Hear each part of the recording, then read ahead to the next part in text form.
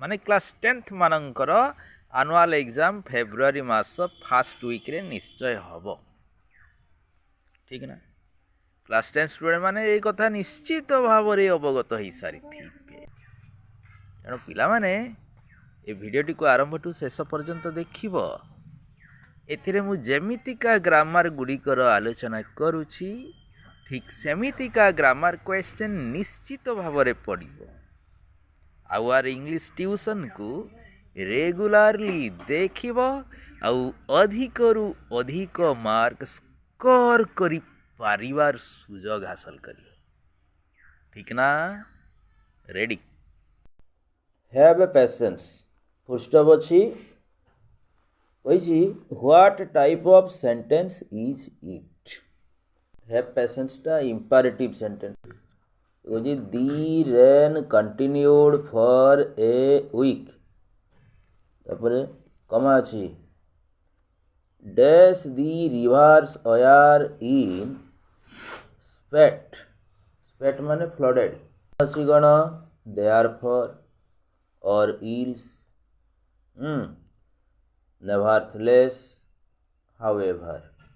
Therefore व्यवहार करिबा therefore as you saw, comma, so shall you reap. It is a dash. এটা कौन हबो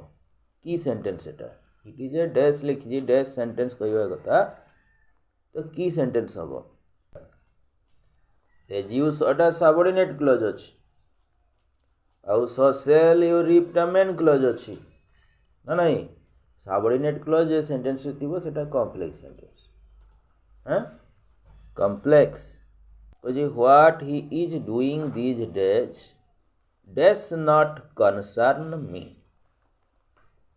ऑप्शन अछि डू डज हैव आउ हैज कौन करिवा what he is doing this days टा सब्जेक्ट पार्ट भाव रे व्यवहार हेछि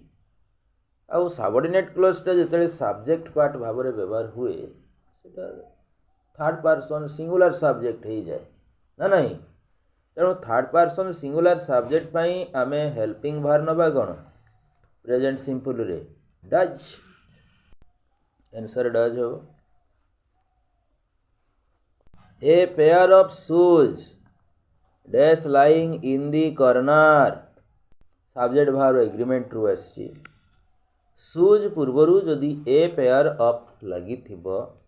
तेबे तापाई सिंगुलर भार व्यवहार हबो। ऑप्शन रे अछि आर वेयर हैव बीन आउ वाज हबो वाज टे सिंगुलर।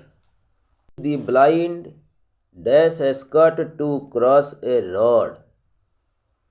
एटी दी ब्लाइंड कहिले जगत रे थिबा समस्त ब्लाइंड मान को बुझाउछि बुझि हला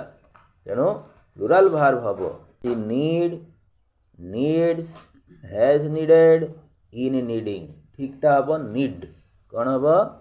need you were my minister full stop so I ordered you full stop हला कौन कहिछि if we join these two sentences using if the answer is dash ये सेंटेंस दीटा को जॉइन कले टाइप 2 कंडीशनल क्लॉज हे जीवो हैं तो इफ द्वारा join कर देले सेंटेंस टाइट हे जीवो if you were not my minister comma I would not order you the tiger is so dangerous full stop its exclamatory sentence will be dash the tiger is so dangerous a sentence रे की verb अछि auxiliary verb अछि is auxiliary verb थिले आमे ताकू what द्वारा exclamatory करिबा भलो नै कि तेणु व्हाट द्वारा एक्सक्लेमेटरी टा what a dangerous the tiger is एकदम ठीक अछि